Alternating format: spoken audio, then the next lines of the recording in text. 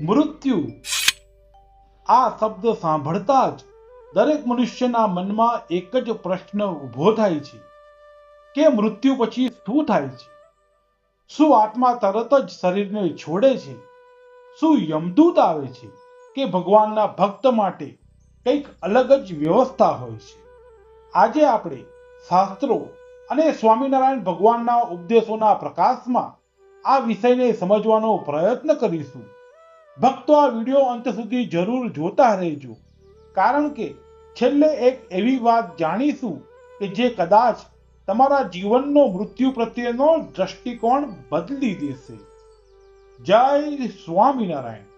ભક્તો, આ દુનિયામાં જન્મ લેનાર દરેક જીવને એક દિવસ શરીર છોડવું જ પડે છે.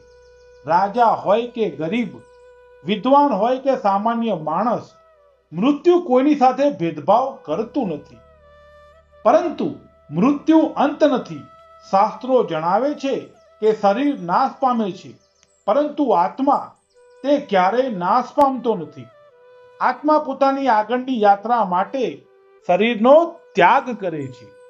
ભગવદ્ ગીતા અને સત્સંગના ઉપદેશો આપણને સમજાવે છે કે જેમ માણસ જૂના કપડાં ઉતારીને નવા કપડાં પહેરે છે, તેમ આત્મા પણ એક શરીર છોડીને બીજા શરીરની યાત્રા તરફ આગળ વધે છે.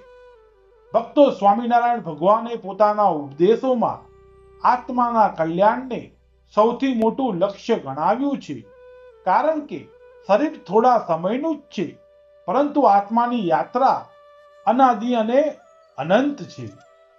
જીવન દરમિયાન કરેલા દરેક કર્મનો પ્રભાવ આત્માની આગળની યાત્રા ઉપર પડે છે.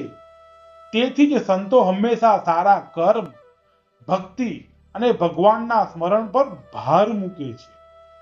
એક જ પ્રશ્ન ઘણા લોકો પૂછે છે કે શું મૃત્યુ પછી તરત જ બધાનો અનુભવ એક સરખો હોય છે? શાસ્ત્રીય પરંપરાઓમાં આ અંગે વિવિધ વર્ણનો મળે છે અને તે વ્યક્તિના જીવન, કર્મ અને આધ્યાત્મિક સ્થિતિ સાથે જોડાયેલા માનવામાં આવે છે. ભક્તો, જે વ્યક્તિ આખું જીવન ભગવાનનું સ્મરણ કરે છે, સત્સંગમાં રહે છે અને સદાચારથી જીવન જીવે છે, તેના મનમાં મૃત્યુનો ભય ધીમે ધીમે ઓછો થવા લાગે છે. પરંતુ અહીં એક જ ખૂબ જ મહત્વનો પ્રશ્ન ઊભો થાય છે કે ભગવાનના સાચા ભક્તના અંતિમ ક્ષણોમાં ખરેખર શું થાય છે? શું શાસ્ત્રોમાં તેનો કોઈ ઉલ્લેખ મળે છે? પણ કોઈ મનુષ્યનો અંતિમ સમય નજીક આવે છે ત્યારે પરિવારજનો બહારથી શરીરને જોતા હોય છે, પરંતુ અંદરથી મનમાં આખા જીવનની યાદો અને સંસ્કારો જાગતા હોય છે. સંતો કહે છે કે આખું જીવન જેમનું ભગવાનના નામમાં પસાર થયું હોય, તેમના માટે અંતિમ ક્ષણોમાં પણ ભગવાનનું સ્મરણ સહજ બની જાય છે. જીવનભરની સાધના તે સમયે ખૂબ જ મહત્વની બની જાય છે. ભક્તો, આ જ કારણ છે કે સ્વામિનારાયણ સંપ્રદાયમાં દૈનિક પૂજા, માળા, પ્રાર્થના અને સત્સંગને ખૂબ જ મહત્વ આપવામાં આવે છે. આ બધું માત્ર આજના દિવસ માટે નહીં, પરંતુ આત્માના કલ્યાણ માટે માનવામાં આવે છે. ઘણા લોકો પૂછે છે કે શું મૃત્યુ સમયે ભય અનુભવાય છે? શાસ્ત્રીય પરંપરાઓ અનુસાર મનની સ્થિતિ ભક્તિના જીવન, કર્મ અને આધ્યાત્મિક તૈયારીઓ સાથે જોડાયેલી માનવામાં આવે છે. સ્વામિનારાયણ ભગવાને વારંવાર શીખવ્યું છે કે જીવનમાં ધર્મ, ભક્તિ, જ્ઞાન અને વૈરાગ્યનો આશરો રાખનાર ભક્તનું જીવન અર્થપૂર્ણ બને છે. તેથી ભક્તિ માત્ર મંદિરમાં જ નહીં, પરંતુ રોજિંદા જીવનમાં પણ જીવવાની છે. જો આપણે આખું જીવન ક્રોધ, લોભ, અહંકાર અને ઈર્ષ્યામાં પસાર કરીએ તો અંતિમ ક્ષણે મનને શાંતિ મળવી મુશ્કેલ બને છે. પરંતુ ભગવાનનું સ્મરણ મનને નિરાશ કરતું નથી અને મનને સ્થિર બનાવે છે.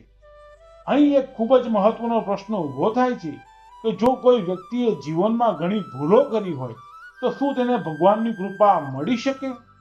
જો કોઈ મનુષ્યએ જીવનમાં ઘણી ભૂલો કરી હોય તો શું તેનું કલ્યાણ થઈ શકે છે?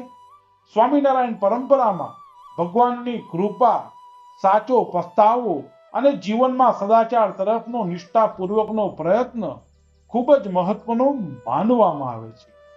ભગવાન ક્યારેય માણસનો ભૂતકાળ જોતા નથી, પરંતુ તેના હૃદયનો ભાવ જુએ છે. સાચા હૃદયથી ભગવાન તરફ એક પગલું ભરનારને ભક્તિનો માર્ગ હંમેશા ખુલ્લો રહે છે. એટલા માટે સંતો કહે છે કે મૃત્યુ પહેલા ભગવાનને યાદ કરવું પૂરતું નથી.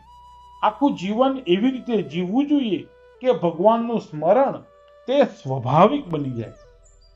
જે ભક્તો રોજ થોડો સમય ભગવાન માટે કાઢે છે, સત્સંગ કરે છે, સારા કર્મ કરે છે, તેના જીવનમાં આંતરિક શાંતિ વધતી જાય છે. આ જ શાંતિ અંતિમ ક્ષણોમાં પણ સૌથી મોટો આધાર બની શકે છે. મિત્રો, મૃત્યુનો વિચાર આપણને કરાવવા માટે નથી, તે આપણને યાદ અપાવે છે કે સમય અમૂલ્ય છે અને દરેક દિવસ ભગવાનને રાજી કરવા માટે જીવવાનો અવસર છે. આજથી જ એક નાનો સંકલ્પ કરીએ. રોજ થોડો સમય પ્રાર્થના, ભગવાનનું નામ સ્મરણ અને સદાચાર માટે જરૂર કાઢીશું. નાના નિયમો જીવનમાં મોટા પરિવર્તન લાવી શકે છે. શરીર એક દિવસ અહીં જ રહી જશે, પરંતુ આત્માની યાત્રા આગળ વધશે. તેથી જે સંપત્તિ, માન અને પ્રસિદ્ધિ અહીં જ રહી જવાની છે, તેના કરતા સદાચાર અને ભક્તિનું ધન તે વધુ મૂલ્યવાન છે. સ્વામિનારાયણ ભગવાનનો સંદેશ આજે પણ એટલો જ જીવન છે. ધર્મનું પાલન કરો, ભક્તિમાં દ્રઢ રહો, સદાચારથી જીવો અને ભગવાનમાં અડગ વિશ્વાસ રાખો. ભક્તો, જીવનમાં કેટલું લાંબુ જીવાશે તે આપણા હાથમાં નથી, પરંતુ જીવન કેવી રીતે જીવવું તે આપણા હાથમાં છે. જો આજે આપણે ભગવાન તરફ એક ડગલું ભરીએ તો આવતીકાલ વધુ પ્રકાશમય બની શકે છે. તો ભક્તો, તમને આ વિડીયોમાંથી આધ્યાત્મિક પ્રેરણા મળી હોય તો તેને તમારા પરિવાર અને સત્સંગી મિત્રો સાથે જરૂર શેર કરજો. આવી જ શાસ્ત્ર આધારિત અને ભક્તિમય વિડીયો માટે અમારી YouTube ચેનલ શ્રી હરિલીલા સાથે જોડાયેલા રહેજો. ભક્તો, આજનો વિડીયો અમે સમાપ્ત કરીએ છીએ. આજનો વિડીયો તમને કેવો લાગ્યો તે અમને કમેન્ટ કરીને પણ જરૂર જણાવજો. આજનો વિડીયો અમે સમાપ્ત કરીએ છીએ. સર્વે હરિભક્તોને અમારા ઘણા હેતથી જય સ્વામિનારાયણ.